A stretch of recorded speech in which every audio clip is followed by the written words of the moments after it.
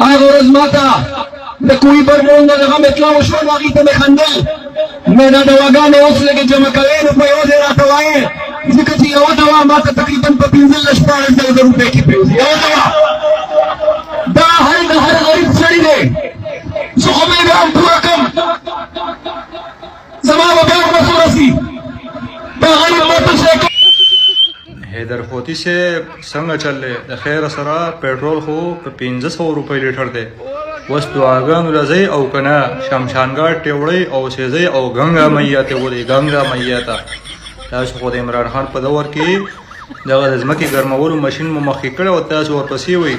او نشنلیانو ته مو وایي چې زه دعا له نشم درتلی ولې چې دور د عمران خان دی او پټرول په 1,500 روپۍ لیټر دی دعاګانې جمع کوئ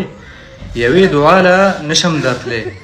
3 جمع کوئ نو بیا به په یو ځای باندې کومه د خیر سره تاسو د عمران خان په دور کې چې غل غوشان نه خواړه نو اوس په درته قوم کنځل نه کول